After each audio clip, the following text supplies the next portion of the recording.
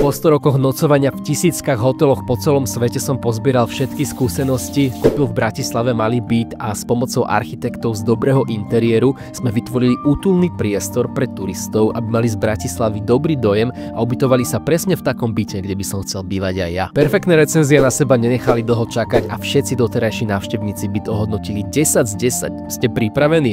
Voilà. Hoci turisti chodia do reštaurácií, chcel som kompletnú kuchyňu.